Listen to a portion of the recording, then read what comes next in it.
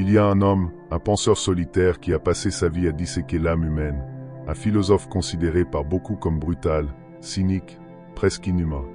Il vivait reclus, n'aimait personne et partageait son quotidien avec un caniche. Pourtant, ce qu'il a découvert sur l'amour pourrait vous faire reconsidérer toute votre vie sentimentale. Cet homme s'appelait Arthur Schopenhauer. Il ne croyait pas en l'amour comme force sublime ou divine. Pour lui, ce n'était ni un don du ciel, ni une connexion cosmique, mais une supercherie, une ruse implacable biologique qui manipule votre esprit et votre cœur, une arnaque camouflée sous les traits du romantisme. Imaginez cette scène, vous croisez une femme, elle vous attire intensément. Votre rythme cardiaque s'accélère, vos pensées se bousculent, vos émotions s'enflamment. Vous vous dites, elle est spéciale, c'est elle, je le sens.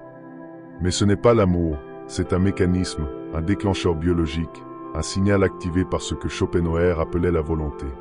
Pas une volonté rationnelle, non, une force aveugle, une pulsion primitive qui ne se soucie ni de votre bonheur, ni de votre épanouissement personnel. Son seul but, perpétuer l'espèce, assurer la reproduction, peu importe le prix à payer. Dans son ouvrage majeur, Métaphysique de l'amour, Schopenhauer le dit sans détour. Le but ultime de toute histoire d'amour est la composition de la prochaine génération. Ce n'est donc pas votre cœur qui choisit, c'est votre biologie qui vous manipule. Chaque fois que vous avez eu un coup de foudre, ce n'était pas un choix conscient, c'était un algorithme intérieur, un calcul inconscient qui évalue la symétrie de son visage, la forme de ses hanches, la brillance de ses yeux pour déterminer si vos gènes feraient de bons enfants ensemble. Et pendant que vous croyez vivre un moment magique, c'est votre corps qui vous inonde d'hormones à dopamine, testostérone, ocytocine, pour vous faire croire que c'est elle, que c'est unique, que c'est le destin. Mais cette volonté, elle ne s'arrête pas à l'attraction. Elle est cruelle. Elle ne vous promet rien en retour. Elle se moque que cette femme vous aime, vous respecte ou même vous remarque. Elle veut juste que vous la poursuiviez, que vous sacrifiez temps, énergie, argent, sommeil, tout pour une chance infime de reproduction. Et vous vous jetez dedans en croyant que c'est noble, que c'est profond, que vous êtes un homme de passion. Mais ce n'est pas de la passion, c'est de l'esclavage. Schopenhauer l'a vu clairement. Tout désir jaillit d'un manque, une sensation d'incomplétude, une insatisfaction profonde. Vous ne désirez pas cette femme parce qu'elle est extraordinaire. Vous la désirez parce que la volonté vous a convaincu que sans elle, vous n'êtes rien, qu'elle est la clé de votre bonheur, qu'elle peut remplir ce vide en vous. Mais ce vide n'existe pas. Il a été créé artificiellement. Et pendant ce temps, vous vous comportez comme un pantin. Le garçon qui envoie 50 messages sans réponse, ce n'est pas de l'amour, c'est de l'obsession contrôlée. L'homme qui vide son compte pour acheter des cadeaux à une inconnue, ce n'est pas de la générosité, c'est une reddition. Celui qui change de style, d'opinion, de manière d'être pour plaire à une femme, ce n'est pas de l'adaptation, c'est une disparition de soi. Et le pire, même si vous obtenez ce que vous voulez, même si elle vous dit oui, la satisfaction est éphémère. La volonté a eu ce qu'elle voulait. Elle vous relâche, elle s'ennuie, elle cherche déjà ailleurs. C'est pour cela que tant de couples, après des débuts enflammés, finissent dans la désillusion, la colère ou l'indifférence, parce que ce que vous preniez pour de l'amour éternel n'était qu'un pic hormonal, une illusion neurochimique. Quand la chimie s'estompe, il ne reste plus qu'un être humain face à un autre avec ses défauts, ses blessures, ses limites et, bien souvent, l'incompréhension. Mais au lieu de comprendre le piège biologique, les hommes se blâment eux-mêmes. Ils pensent avoir aimé mal, avoir fait une erreur. Ils ne savent pas qu'ils n'ont jamais été aux commandes. Aujourd'hui, en 2025, ce piège a évolué. Il est devenu plus subtil, plus vicieux. Instagram transforme l'obsession amoureuse en culte quotidien. Des hommes consacrent leur vie à admirer des femmes qui ne les remarqueront jamais. OnlyFans convertit le désir sexuel en service mensuel. Les applications de rencontres transforment la quête de connexion humaine en machine à sous-émotionnelle, glisse, espère, recommence. Et pendant ce temps, la volonté triomphe.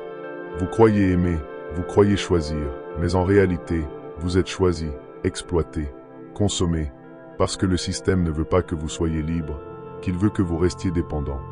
À la fin de cette première partie, posez-vous une seule question. Cette personne que vous poursuivez, est-elle vraiment votre choix, ou bien êtes-vous, sans le savoir, en train de servir un maître invisible qui vous fait croire que l'amour est la réponse, alors qu'il n'est que le piège? Regardez autour de vous, sur les réseaux, dans les rues, dans les bars, observez bien. Ce ne sont pas des hommes amoureux que vous voyez, Ce sont des hommes à genoux, des hommes suspendus à un regard, un message, un émoticône, des hommes qui se consument dans une attente qui ne finira jamais.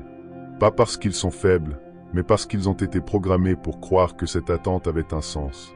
Et cette programmation a un nom, la volonté. Elle ne vous pousse pas seulement à désirer. Elle vous pousse à croire que ce désir vous grandit, que votre obsession est une preuve de loyauté, que votre souffrance est la marque d'un amour profond. Alors, vous insistez, vous envoyez encore un message, vous offrez un autre cadeau, vous vous rendez disponible même quand on ne vous a rien demandé. Et la volonté vous applaudit en silence, car elle n'a besoin que d'une chose, que vous continuiez. Vous ne voyez pas que vous êtes devenu invisible, que votre temps, votre énergie, votre dignité ont été absorbés par une machine qui ne vous rendra rien. Elle ne vous aime pas, qu'importe. La volonté vous dira qu'elle vous teste, qu'il faut persévérer, qu'il faut mériter son amour. Mais ce n'est pas de l'amour que vous poursuivez, c'est un mirage, une chimère. Et plus vous courez, plus vous vous éloignez de vous-même. La plupart des femmes dans ce scénario ne sont ni mauvaises ni manipulatrices. Elles vivent simplement. Elles sourient par politesse, disent bonjour par respect, vous répondent parfois par convenance. Et vous, dans cette faille minuscule, vous projetez un roman entier. Vous écrivez une histoire où elle est l'élu, où chaque regard est un message, chaque mot un signe, chaque silence une épreuve à traverser pour prouver votre valeur. Mais elle n'a rien promis, rien dit, rien rêvé. Tout s'est passé dans votre tête, pas dans la réalité. Et la vérité fait mal.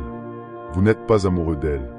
Vous êtes amoureux de ce qu'elle représente, une promesse de complétude, un fantasme d'achèvement intérieur. Ce vide que vous cherchez à remplir, il n'a rien à voir avec elle.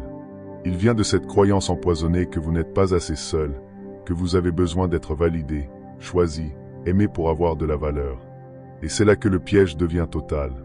Vous vous tuez à la tâche pour décrocher un rôle dans une pièce que vous n'avez jamais écrite. Vous sacrifiez votre paix intérieure pour une approbation extérieure qui n'arrivera jamais, pire encore, qui arrivera et vous décevra. Car oui, même quand vous obtenez ce que vous voulez, la volonté se lasse. Le feu qui vous animait devient tiède, la passion laisse place à l'ennui, et ce que vous preniez pour l'amour devient une routine que vous ne supportez plus. Alors, vous cherchez ailleurs, encore, toujours, une autre femme, une autre histoire, une autre illusion. Et vous recommencez. Jusqu'à quand? Jusqu'à ce que vous compreniez que le problème n'est pas elle, ni les femmes, ni le couple. Le problème, c'est cette force en vous qui vous pousse à croire qu'aimer, c'est se perdre. Et c'est ici que le mariage entre en scène, l'institution ultime du sacrifice. On vous dit que c'est un engagement noble, un pacte d'amour, une consécration. Mais ce que Schopenhauer voyait, c'était un contrat signé sous influence. Car au moment où vous jurez fidélité, loyauté et amour éternel, votre cerveau est sous l'effet d'un cocktail chimique. L'attirance, la nouveauté et l'excitation altèrent votre jugement, et vous signez un pacte à vie avec quelqu'un que vous ne connaissez pas encore vraiment, que vous voyez à travers les filtres de vos hormones, que vous romantisez pour vous rassurer. Mais le temps passe, les filtres tombent, et vous vous réveillez un matin à côté d'un être humain complexe, contradictoire, fatigué, irrité et aussi perdu que vous. Mais le contrat est là. On ne vous demande pas si vous êtes toujours amoureux.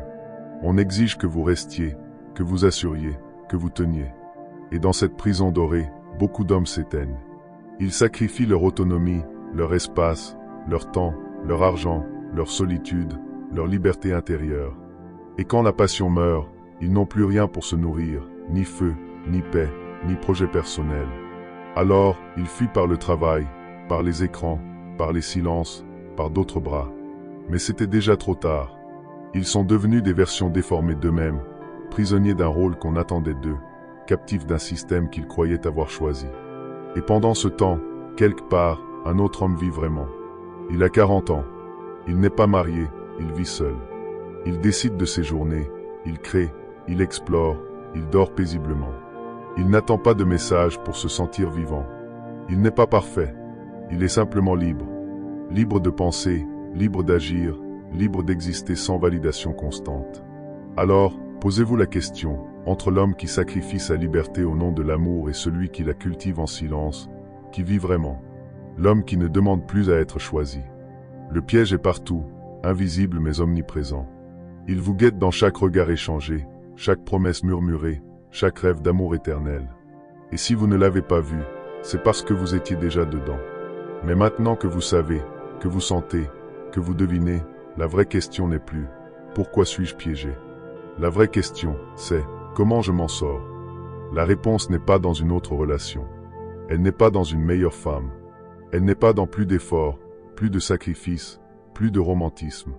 La seule issue, c'est vous-même. Schopenhauer l'avait compris. Tant que vous laissez la volonté guider vos désirs, vous resterez l'esclave de besoins artificiels. Vous courez après des fantômes. Vous chercherez la complétude dans des corps, des caresses, des promesses, mais vous ne trouverez rien d'autre que l'épuisement. Alors, il proposa une alternative radicalement opposée, presque mystique, l'arrêt du vouloir, le silence du désir. Ça ne veut pas dire renoncer à tout. Cela signifie voir clairement, sortir de la transe, briser l'hypnose.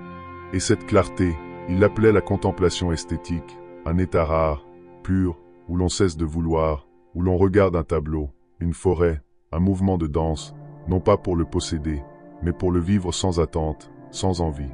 C'est dans ces instants que l'homme touche enfin ce qu'il cherchait partout ailleurs, la paix. Pas une paix offerte par quelqu'un d'autre, une paix qui naît de l'intérieur, délivrée de la quête, délivrée du manque. L'homme qui entre dans cet état devient un autre être. Il ne cherche plus à séduire. Il ne veut plus être validé. Il ne mendie plus l'attention.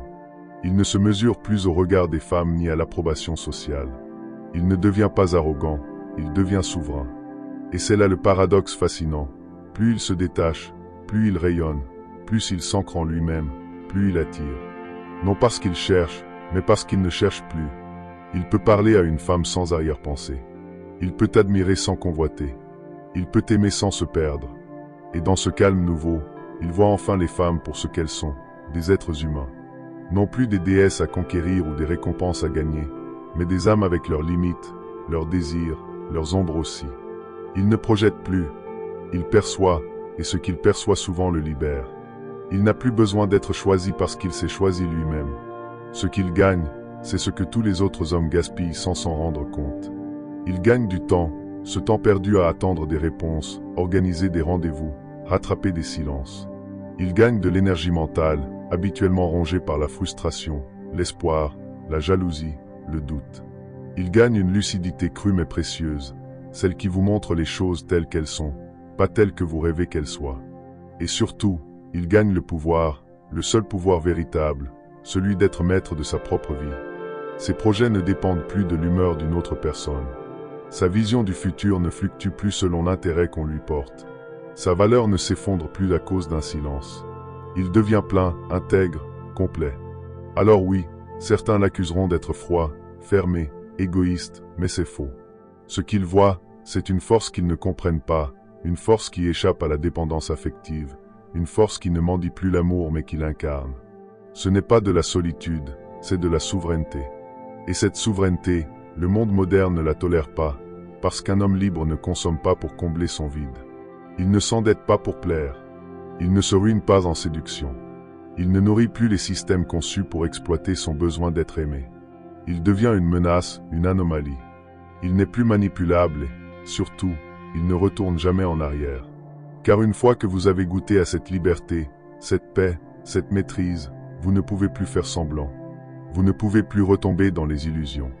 Vous voyez la volonté pour ce qu'elle est, une force primitive, rusée, déguisée, mais désespérée.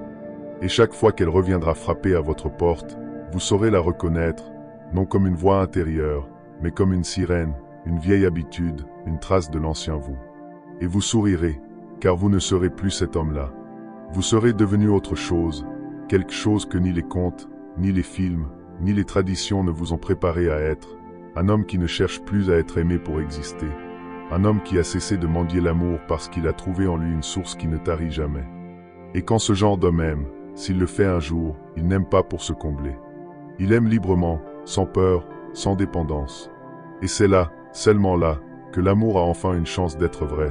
Pas une prison, pas une illusion, mais un choix, un don, un partage. Et cela, la volonté ne le comprend pas, car elle ne contrôle plus rien.